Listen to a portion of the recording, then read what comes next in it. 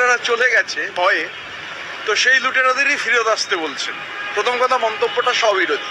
গতকাল কি বলেছেন তাল রাখতে পারছেন না, মাথা ঠিক নেই। গতকালের কথা আর আজকের কথা মিলছে না। এবারে আমি তিনটে চারটে কথা বলি। এক হচ্ছে 4 মে নির্বাচনের ফলাফল বেরিয়েছিল। এবার 2024 নির্বাচনের সব কৃতিত্ব যদি ওনার হয়, তাহলে 26-এও দায় মেনে নিয়ে এতদিনে পদত্যাগ করা উচিত ছিল। পদত্যাগ করেননি। 30B হরিশ চ্যাটার্জি স্ট্রিটের উঠোনের অভয়ারণ্যের মধ্যে ঘোরাফেরা করছেন, বাইরে বেরোতে পারেন না। বেরোলে কি হয়েছে দেখা গেছে, ভয়েস স্যাম্পল দিতে গিয়ে বলছেন ডিম মারতে পারে লোকে, ডিম যাতে না মারে সেটা এনশিওর করতে হবে। উনি বেরোচ্ছেন না কোথাও, পদত্যাগও এখনো করেননি, এতদিন হয়ে গেছে।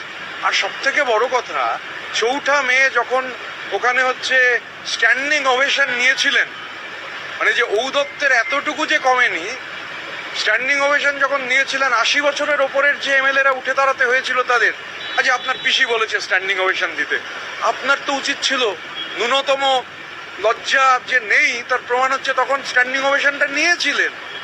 একবারও বলেন যে না, এত সিনিয়র রয়েছে তারা প্লিজ আপনারা উঠে দাঁড়াবেন না, আমি আপনাদের থেকে অনেক বয়সে ছোট। করেননি এটা।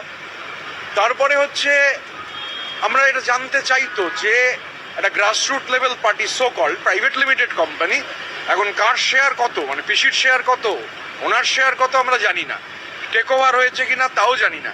কিন্তু এই যে টাকা, ধরুন বার্ষিক যে বিপুল পরিমাণ সুদ, ব্যাংকের টাকা থেকে যে সুদ আসে, সেই সুদ কোথায়, কার জন্য খরচ হয়েছে?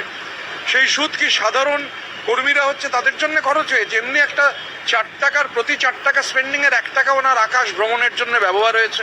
ওনার প্রাইভেট ফ্লাইট কিনেছেন, হেলিকপ্টার কিনেছেন, টাকা দিয়েছেন পার্টির অ্যাকাউন্ট থেকে, তারপর আবার সেই কোম্পানিকেই হচ্ছে ভাড়া দিচ্ছেন পার্টির অ্যাকাউন্ট থেকে। মানি লন্ডারিংয়ের, মানি সাইফনিংয়ের নতুন ভিস্টা খুলেছেন।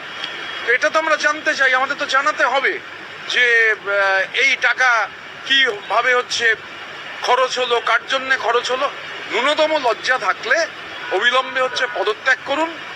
শুধু জেনারেল সেক্রেটারির পদ থেকে নয়, যেটা আছে তার সঙ্গে লোকসভার দলনেতারও যে কজনের উনি দলনেতা, সেই কজনের লোকসভার দলনেতার পদ থেকেও পদত্যাগ করুন।